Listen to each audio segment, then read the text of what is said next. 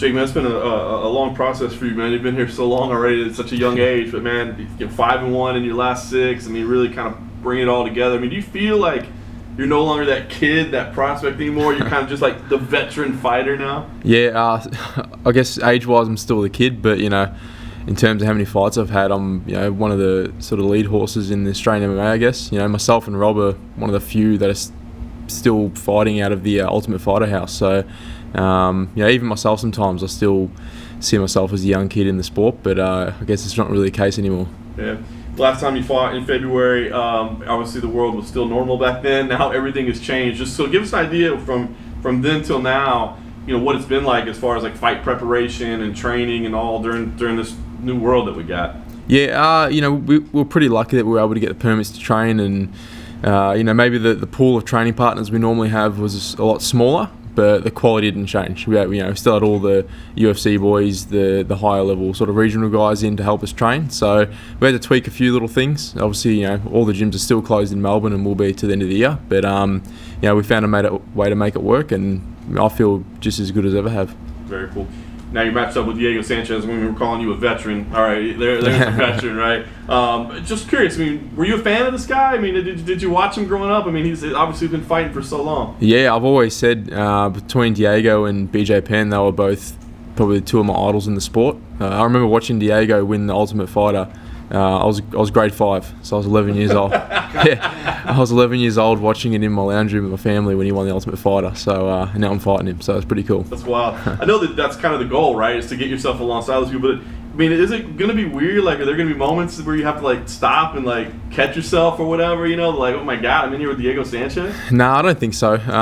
Maybe after the fight I'll let it all soak in. But to me, like I said, this has been my 14th fight in the UFC. It's not my first time, and I see us as colleagues, more that sense. We're both in UFC, both at top of our game, or at the top of the sport. So it's just another opponent, another fight. I'll let it sink in afterwards, but for the time being, just stay composed as I always am. It's weird because, right, I mean, there's so much tape of him out there. I mean, we've all been watching him fight forever, but like his last fight, he came out and we're like, what is this? Like, I've never seen this before. So how did you prep? I mean, do you think I'm looking for that, that vintage, kind of old school Diego Sanchez, or do you kind of have to go, I have no idea what I'm going to see in there because he's making these changes to his game late in his career? Hoping for the old Diego, but I don't think watching the video helps much because it depends which Diego shows up on the night.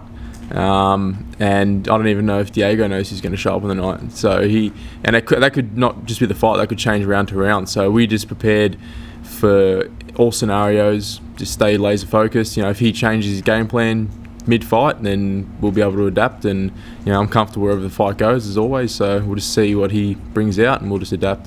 Very nice. And last thing for me, I mean, obviously this will be a big name on your resume, but what is the goal here? I mean, like I said, you're kind of this flag bearer for Australian MMA now, but you had the setback recently. Do you feel like you're a contender and you're worried about rankings and that sort of thing, or is this just about winning and developing? I mean, what's the goal for you? It's always been fight by fight for myself, but I definitely think this kind of fight, I call it kind of the legend killer fight. It's normally the one that propels guys into the rankings. So potentially, top 15, if not close to it, for the next one. But in terms of opponents, doesn't even cross my mind yet. It's just this fight, and that's it. Was Diego Sanchez ever a name you thought would even cross your desk in terms of fight offer? Yeah, probably the last 4 or 5 fights maybe I've tried to get a fight like this. Really? Whether it was a Diego Sanchez, Matt Brown, Carlos Condit, one of those type of guys, have a big name and been around for a long time. So I have been looking for this type of fight.